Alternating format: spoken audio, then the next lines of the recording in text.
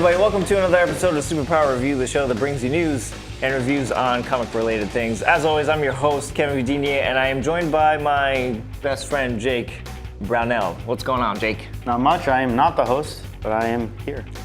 Well, you can be a co-host today. How's that make you feel? I mean, a little bit better. Okay, good. Today we're going to be talking about our experience at Rhode Island Comic-Con. We attended yesterday, Sunday. How was it, Jake? It was excellent. I enjoyed it thoroughly. And I think we got really lucky at this con. Number one, we got excellent parking right off the bat. We didn't stand in a very long line to get in. We waited like maybe 15 minutes to get in. And as soon as we got in, we raced to a line. And whose line was that? Kevin Eastman, the famous Kevin Eastman co-creator of TMNT. Teenage Mutant Ninja Turtles. I love him. There he is right there. There he is. Kevin Eastman. Line wasn't that bad. We got really lucky. We raced over there, power walked there because we weren't allowed to run. We got in trouble for running. we power walked there. Did we? And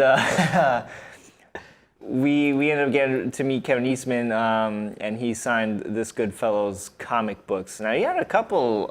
You had quite a few comic books you had him sign. I did. I brought 5 out of my collection, but I got 4 signed. I have the majority of the Eastman variants for the Batman Ninja Turtles collection. Well, let's go by them one by one because we have them here. And so let's pull up that first one. This is the first one. What's this one? So this is the current TMNT number 80 Matina variant Virgin art. I had the regular and I got the Virgin art, but of course the Virgin art is always so much better. I hope you didn't pay $100 for that book. No, not at all. I'm just kidding. No. Yeah, I got those for actually a really good price, and thanks to this guy over here. Yeah. And I got that one signed. The guy actually, oh man, Kevin Eastman enjoyed this cover. He actually complimented it when he was signing it and everything like that. So this was really cool. I love Frank Matina's work, and you know what? Like, if the turtles were like actual, like real, I feel like that's what they would actually look like in that cover. Absolutely. I feel like they'd have pupils. Pupils, probably. Well, I don't like them with pupils. I like the white eyes. I mean, but anyway, whatever. Yeah. So what else do we got? This one right here. This one was a diamond in the rough. I picked this one up on Long Island last year. I remember I ended up going down there, driving through the snow for 4 hours, and I found the guy who had this. He actually sold it to me for another fair price, and this one's actually, what, 1 in 50? 1 in something 500? It's actually really low. When Eastman noticed this, he was actually very surprised, just because I was like, oh wow, number 1, first printing, is actually really rare, because this was when it first went out, and Eastman and I really enjoyed doing this cover. He said he liked to do his own take on Batman. Yeah. And something never really got to do because of, the Turtles taking up all this time. Yeah, right. So I think he enjoyed this team up just as much as we enjoyed it reading it. If you look back in some of our other videos, we talk about the Ninja Turtles and Batman number 2 and how much we enjoyed this arc. I love it. Love that arc. Love that arc. It was a good time. All right, what else do we got? We got a couple more. This is the big one right here. This one I scored last year. Actually, Boston Comic-Con, this passing one. This is the one that had that $100 price tag that you seen earlier 2 pictures ago. I picked it up for not $100. Okay, which I was in very case of happy anyone for. who doesn't know, this is the Teenage Mutant Ninja Turtles number 1, the original from 1984. It's not a first printing, but it is a what? 3rd printing. Not bad. Nope, not at all. Considering they said the last 3 years, this book has jumped up in value at least by 4 to 5 times. It has. 3 years ago, it was going for about $25. Now they're going for no less than $150. You said you had a hard time getting it for anything less than $180. Right. I was really bummed because I wanted something signed by Kevin Eastman, but unfortunately I didn't, find the books that I wanted him to sign in time. He had books there, sketches. But, I didn't really want to spend the money of something that I didn't really want or that had significant purpose to me, So I found a 3rd printing, and the best price I got was $180, and I was like, I'm not doing that right now. So I was kind of bummed that I didn't find my books in time, or I didn't find books that are in the condition or the price that I was looking for. Absolutely. But that Ninja Turtles, when we picked it up, we were both astonished by the condition of that book. That book is pristine for what it is. And it's actually It's really rare now compared to what it was when I picked it up, and what was, I mean, like, just the value has really surprisingly gone up. Pretty clean book for 1984, and you know, if you look at those books, because it's a black cover, you always find any kind of turtle book can always be found riddled with spine ticks. Oh, absolutely. We have one more that he had signed, and this one has got to be by far my favorite. I love this one. So this is raft number 1 out of 1.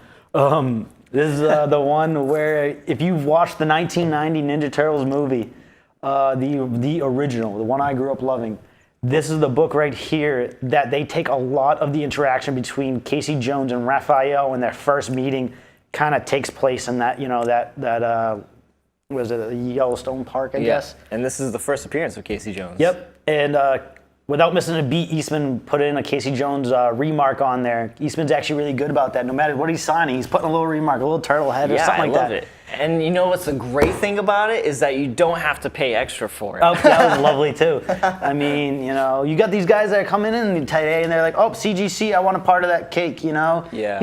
Eastman didn't care. He was like, anything past the first, we're going to charge you, no matter what you're doing with it. And I was like, so it was really nice to see that. He didn't really care. The guy was really personable too. Yeah, he really was. My God. You know, the difference about, you know, you get some comic book artists who come to these cons and they're just there to make the money. They sign the thing and go, here, have a nice day. You know, he's asking you questions, Kevin Eastman. He's asking, how's your day? You guys enjoying the con? You know, and he checked out your Turtles tattoo and he's like, those are awesome. I really like how that's done. So, you know, it's nice to have, he takes time to have a conversation with his fans. And I think he appreciates his fan base. I mean, I know he appreciates his fan base because he shows it at the show. Absolutely. So that was really cool. So, you know, anything else you would like to say about Kevin Eastman? He's a great guy. He's an awesome guy. I mean, it shows he doesn't have a bad crew.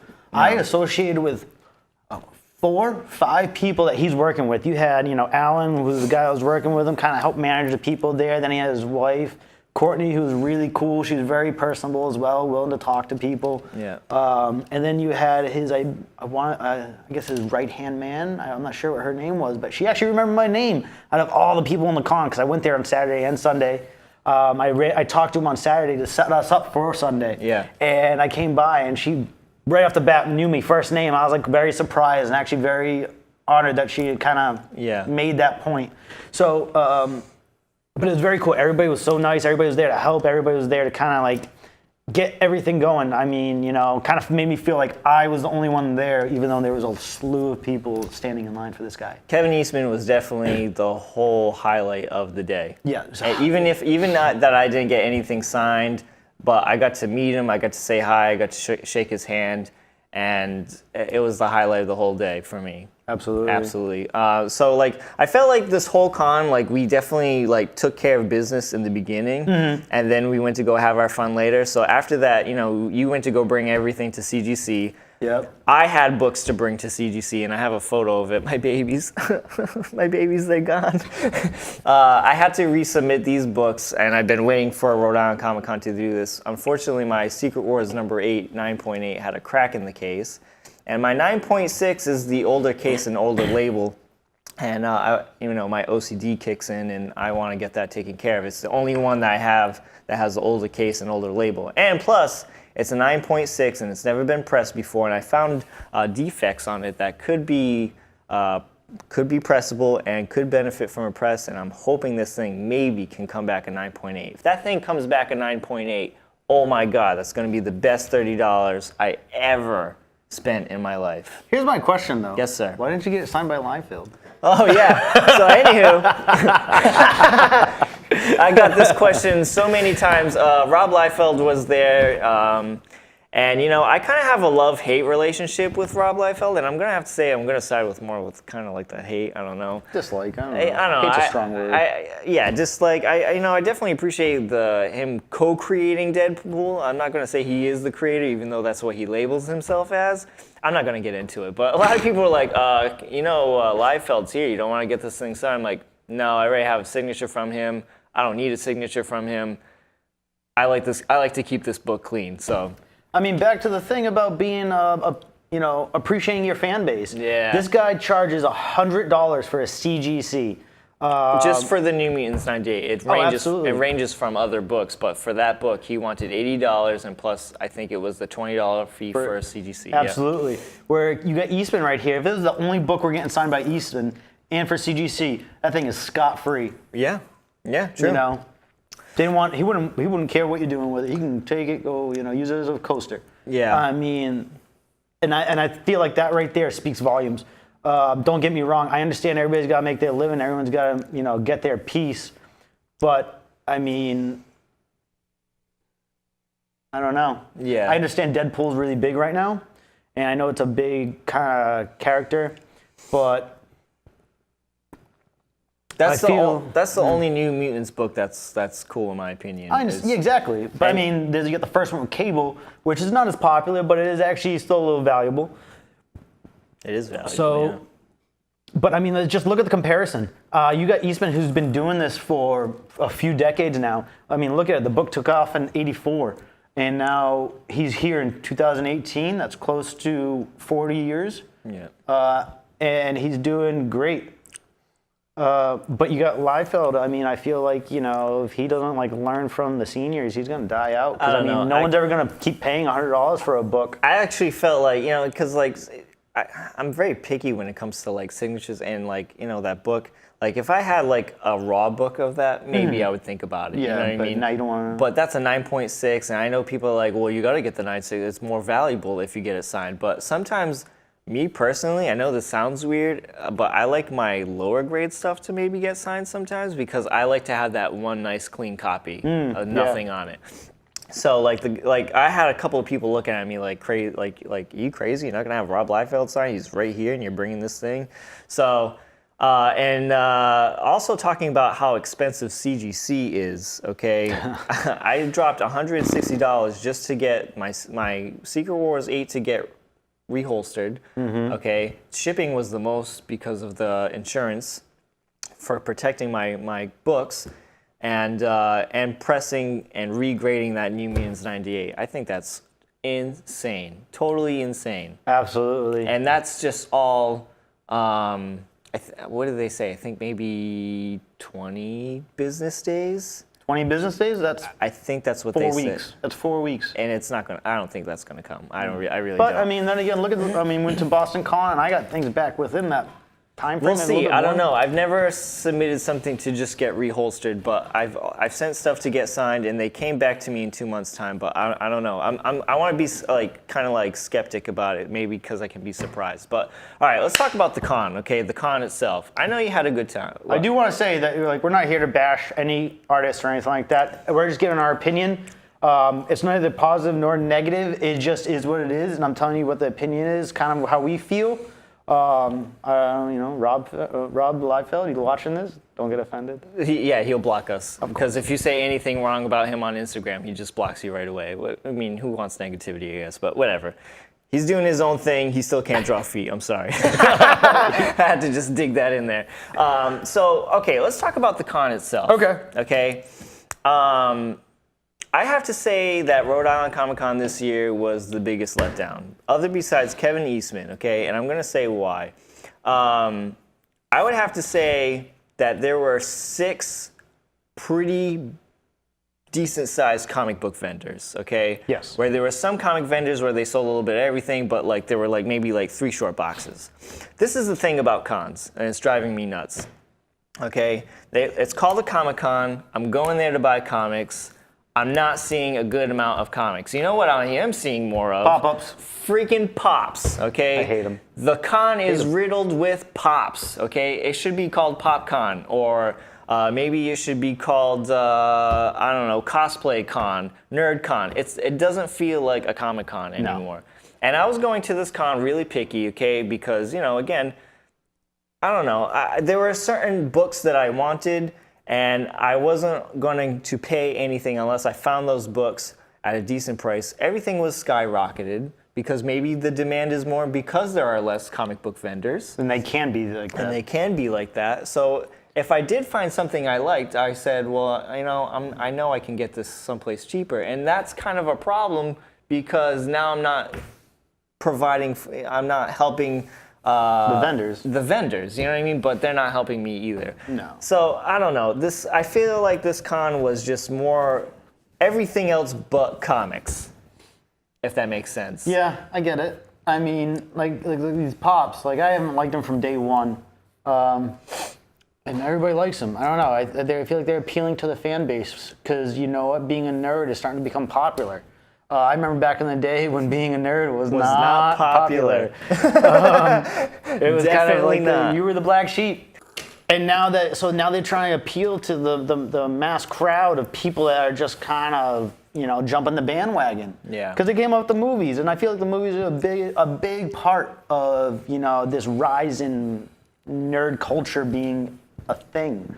Because you got all the good-looking actors and actresses kind of playing the parts. Actors and actresses all over the place in this con. That's another thing, okay? There's more actors. I mean, the only somewhat cool people, the only cool people that was comic book related who were artists or writers were Rob Liefeld and Kevin Eastman. Those were the only really two cool people. When last year, you got Mike Zeck, and you had a slew of people. Oh, absolutely. And I think the other thing, too, what's happening is that I'm getting so spoiled with Boston Comic-Con that Rhode Island Comic-Con doesn't even seem like a thing anymore. Like it doesn't. The province is so much smaller. You got to remember it. And I mean, like Boston is, I think, on the current tails of New York Comic-Con. I mean, not to forget, you got the one in California. What is it? The San Diego Con. Yeah. I mean, there are a couple places where the capitals are really big. I know. Well, I know, and I'm not expecting anything that big for Rhode Island, but I'm just saying it's riddled with other things other besides comics, and it's labeled as Comic-Con. I mean, at that point, it's the vendors. It's the vendors. You got to understand that people are buying it out. You got people who are trying to sell comic books. Yeah. Comic books. Where they can go, I can sell this somewhere else. Yeah. For a cheaper commission than paying whatever the X amount of dollars is to get a booth. And then you got these people who make so much money off these pops and these other things these pops are ridiculous. These pops and they are make everywhere. so much money off this, and they could afford to get that profit and buy that booth. Comic book vendors don't want to do that. They'll go wherever they go back into their holes where we find them. You got them at the flea markets and stuff like that, or at the nerd shops. And that's where we find our stuff. And people aren't going to pay the commission to make no money. Well, there was definitely a point in time where we're walking around the con, and I'm like, I don't think I'm going to buy anything because, again, I'm not finding anything that I'm looking for. I had a list of Batman stuff I was looking for. Didn't find a single one, and if I did, it was way too much money. It's like, well, I know I can find it cheaper on eBay. I was getting so disappointed at the time, and then we found a comic booth. I was like, oh, Jake, comics. I'm going to go right there. I'm going to go there, okay? And I'm getting all excited, and then I'm trying to find stuff, and I'm like, no, this is not cool. So I finally did make one purchase, and I think this is like record-breaking of the least amount of money I've ever spent at a con, okay? I finally found something that piqued my interest. And again, a huge shout out to the Scorpion Comics guys, because those guys always hook me up. So I found something, remotely interesting, and I found this little gem, this Spawn #1, signed by your boy Todd McFarlane, the Toddfather. So this was really cool. I was really excited about this pickup because I've been looking for a Spawn that's been signed. I picked this up for $85. A guy originally wanted $100. So I think this was a steal of a deal and a nice little find. Would I like to get maybe a better grade? And if I would have paid a little more money, yeah, sure. But you know what? It wasn't there. That option wasn't there. But this was a good little find for me. And this one book made my day for sure. Absolutely. It was nice to see you spend money because I was starting to feel bad being the only one. I think that it's the first time. Okay, two records broken. It was the least amount of money I spent, and for the first time ever, you spent more money than me. Look at that shade. Can we just revisit the idea that CGC is too much money? It is. Because that was half of my purchases right there. I had 4 raw books that needed to get graded after the signatures. That was ridiculous. Yeah, and I mean, know, and after we talk about what the Providence Con was, the ticket prices were, I feel, And they're going up. that's They're the going other up in thing, too. price. And They're going up in price. I remember think, they were like $40, and now after sending them to will okay, call, they were about hold on, 60. Hold on. When we maybe 2 years ago when I went to Rhode Island Comic-Con, okay, I think it was $35 at the door on a Sunday, okay? We bought ours online, and I think Sent them to will call, and after all this fees, it cost us $60. Right, so the fees in like will call right there cost $16, $20 right there, and it was like 45. Yeah, exactly. So this is where they get you, okay? So they say $45 at the door on Sunday, but if you buy online, it's $40. But after you pay all the fees and sending it to will call, it costs me like what, maybe $60, $55? Yeah, at that point, you're just paying to save time. But definitely the best part was meeting Kevin Eastman. If we could bring the picture up of Kevin Eastman, but he was the highlight of the day again, and he was a great guy. You know, I had a bad experience in Boston where I met Neil Adams, and that was horrible. You know, I met Neil Adams. I was super excited about Neil Adams. He wasn't personable like Kevin Eastman. No, he was there for the money. I wouldn't say he's there for the money, but I mean, I remember him cracking a couple jokes. But I mean, you gotta remember Boston Con is probably way overwhelming. It's massive. You know, Boston probably pulls, I don't know, 2-3 times as many people from Providence over a weekend. And I mean, it's up there. I mean, Boston's not small. I mean, I think Boston's on that edge where it's just like, if you want to go there and you want to look around and then go back and buy your stuff, you're looking at a 2-day event. We're barely making it in one day. We get there crack of dawn, first thing when it opens, 9, 10 o'clock. We're not leaving anytime until maybe 5. Yeah. And I mean, they're not only open till what, 6? Yeah, I think so. And I mean, and like pretty much by the time 4:30 rolls around, I'll be like, hey, is there anything you want to do? Are we done? We got this? Yeah, I think mean, like, and by the time we're walking up, I'll be like, oh, one more thing. Yeah. You know? You know, the other thing, I have a solution, okay? When we went to Boston, okay, because they got in trouble through, you know, the original Comic-Con back in California, they don't call it Boston Comic-Con anymore. It was Boston Fan Expo.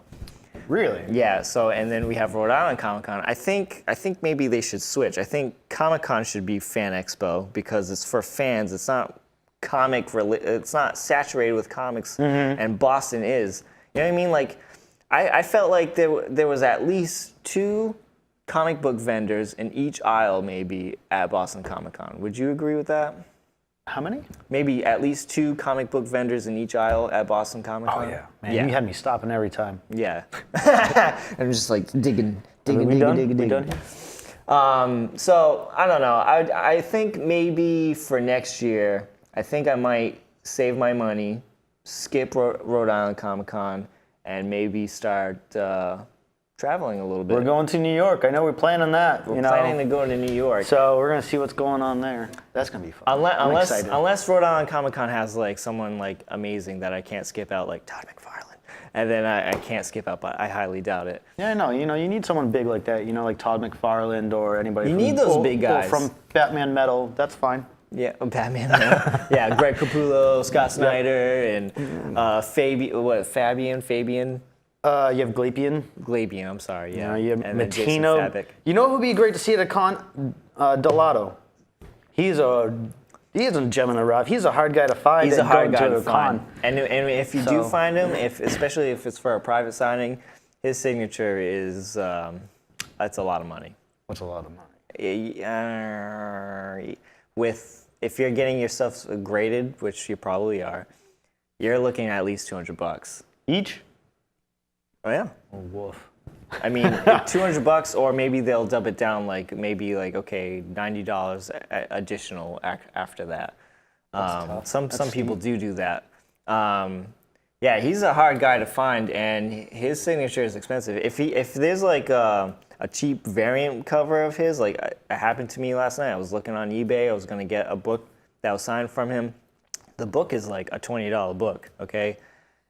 Just because what you're paying for his signature and for the grading, the book ended up reaching up to $200. Yeah, his signature is worth a lot. I mean, hey, the guy does great work, but I don't know if his signature should be really worth that much. I don't know. Hey, whatever. I don't know. Maybe I'm being too. We're just a fan base here. We're just a fan base. Maybe we're being too. I don't know. Critical? Being too tight on our pockets. I don't know. All right, so I think that's going to do it for today's episode. This is our tales about Rhode Island Comic-Con.